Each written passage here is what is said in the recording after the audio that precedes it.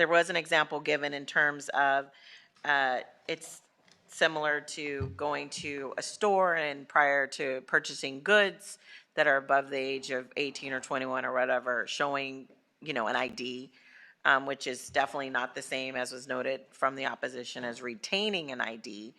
And there was conversation about tokens that you can have that I guess are on the computer or device that would be allowable for other sites, but that feels like a retention of sorts. So can you explain that to me?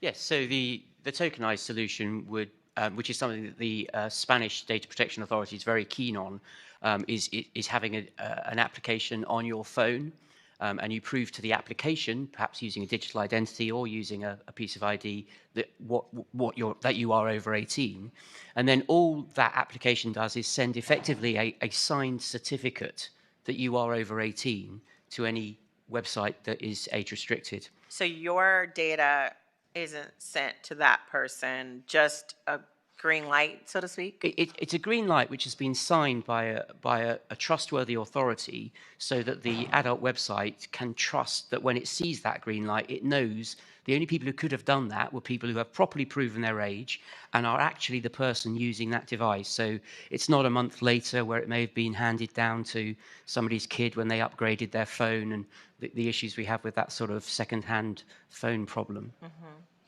And one of the things you noted, and I believe it was brought up in part of the other conversation, I had it for here, was talking about France, right? And they, it says in the analysis that it found that no method has the following three important elements: sufficiently reliable verification, complete coverage of the population, and respect for the protection of individuals' data, privacy, and their security.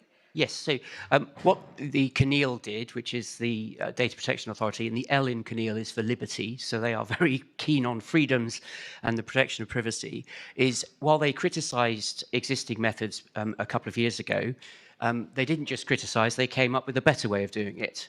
And what they come up with is something called a double-blind solution. And that allows, again, through this concept of signed certificates, the CNIL themselves have invented a solution that they are satisfied meets all of those requirements. So, what I would say to this committee, and as we go through the process of discussing the detail of this bill, you can set the bar as high as you like for privacy protection, as the CNIL have done, and the industry will step up. So there are now at least 5 providers in France who have developed solutions that meet these very new, very high requirements from the CNIL. And so are you saying that the analysis noted that comment from 2022, but it's 2024? So since 2022 and that comment was made, that there's a gold standard now that satisfy those three, and that is an outdated comment? Well, the CNIL themselves are the ones who've invented the solution to their problem. So they have when they said, they didn't just say we don't like the way you're doing it. They said, we don't like the way you're doing it. We've got a better way. We would like your industry to try and do it this way.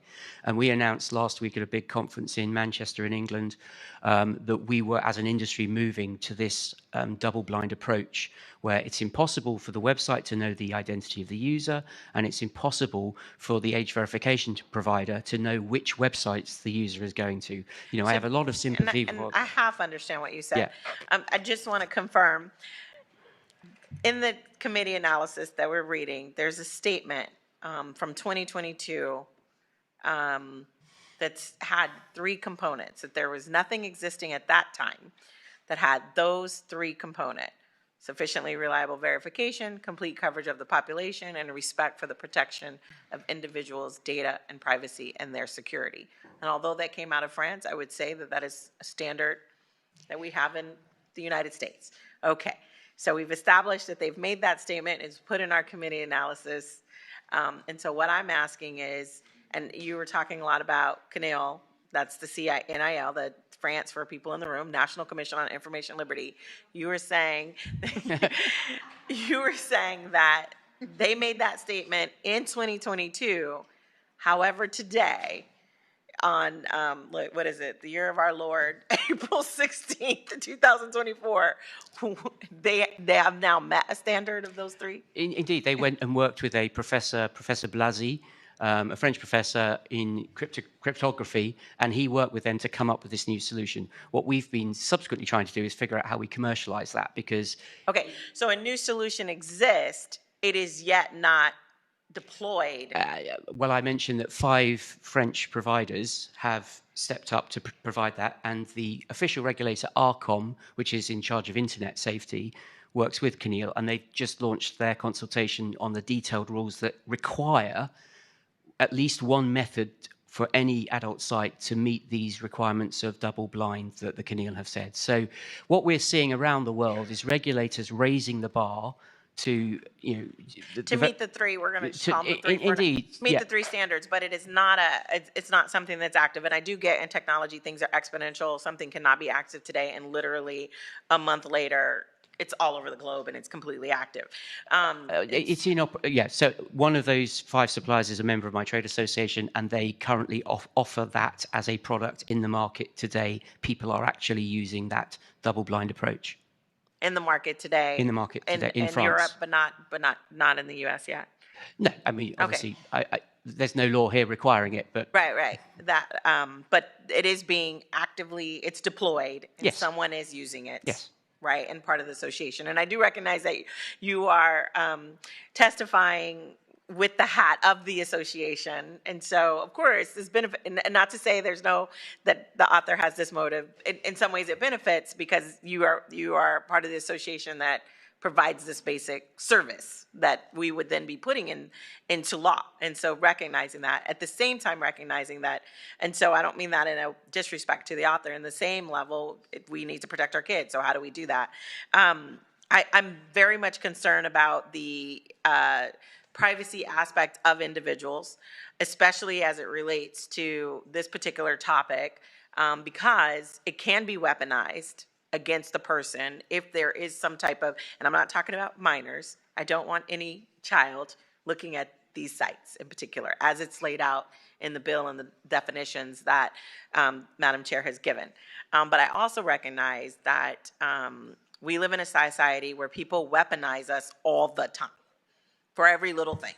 We sit in privacy. I'm sure after this committee today, there's going to be tweets about various decisions, and you must like this, or whatever. We are, and then just imagine if someone was able to get that data, that because of that type of verification system, because the language in this bill doesn't require the type that's used. It just requires an age verification system or some type of system that could be used against someone in a nefarious way if it's hacked or whatever. And so we live in that world. So I think as if there's support for this to move forward, I think you have to take, because we're in privacy, right, and consumer protections, you have to take that into consideration.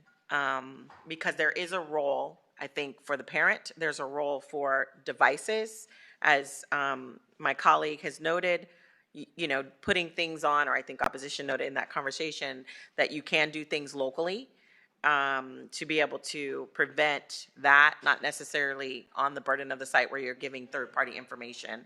I think that's, like I said, just balancing the needs of everybody else who has an absolute right to be able to exercise their free speech to produce content, and exercise their right to be able to take part in it by viewing it. And so we want to make sure we're balancing those needs. Thank you.